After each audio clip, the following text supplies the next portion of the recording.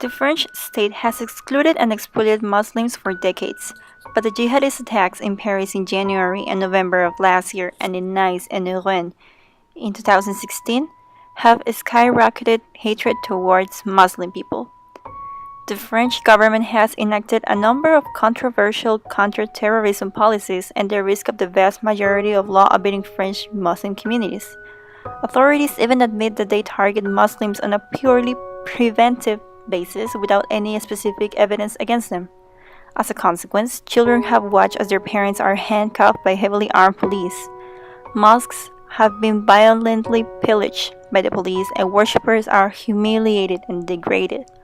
Even political organizations with Muslim links have also been threatened with closure. According to Abdelali Hajjat and Marwan Mohamed, both notable French sociologists, Islamophobia has become the very ground on which the organizational and ideological future of the French right is most directly played out. The issue isn't new. French society is more tolerant of religious mockery than other Western nations. Hate problems began since the French colonization of Algeria. The French colonial regime set about undermining traditional Muslim Algerian culture. By French law, Muslims could not hold public meetings or leave their homes or villages without permission. While in Islam, a Muslim society subject to a non-Muslim ruler is acceptable, the discrimination against Islam led it to be a strong element of the resistance movement of the French in the Algerian War of Independence.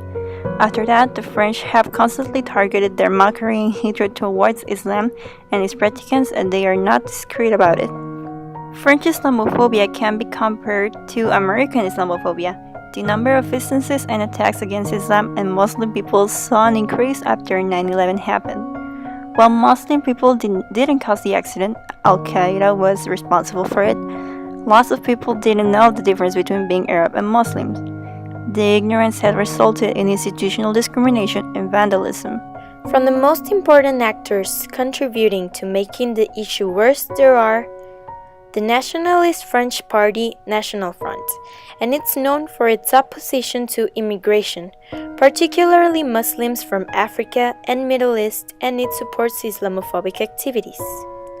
Marine Le Pen, current leader of National Front, is expected to run for the 2017 presidential elections.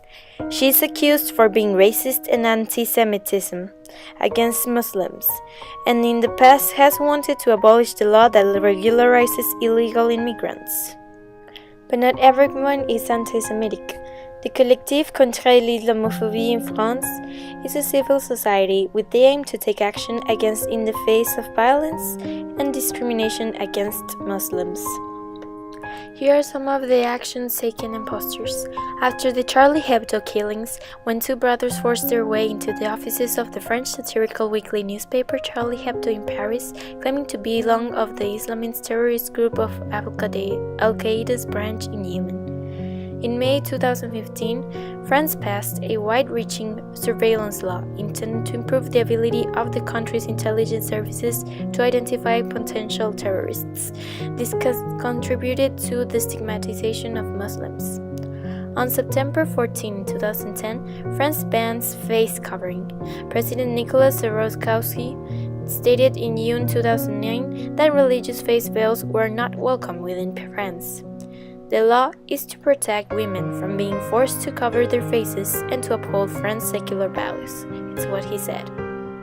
In 2003, the CCIF, the Collectif contre l'Islamophobie in France, was formed against Muslim stigmatization after Claude Imbert, a journalist, said he was not afraid to let people know he's a little Islamophobic. The CCIF works with the Pan-European IMAN project, which is the Islamophobia Monitoring and Action Network, and also the FEMYSO, the Forum of European Muslim Youth and Student Organization. Islam is one of the most popular religions in the world, unfortunately full of stigmas and stereotypes. Ignorance is the biggest weapon against both sides of this issue, the ones affected by extreme Islamism and the others by Islamophobia. If European countries stop receiving immigrants, we would be taking a step back in our way to globalization. The Muslim community in France is actually a population. French Muslims suffer the prejudice, hatred, and bigotry just for being a product of interculturality. Although an ethnic cleanse is very unlikely, if the situation becomes worse, we have the risk of losing a large number of working force, cultural identity, religious tolerance, and our chance of becoming citizens of a global community. Especially Muslim women are in danger. In 2012 and 2013, at least 60% of 1/4 of public attacks against Muslims were directed towards them women. It is taking away human rights from people for being born into a religion.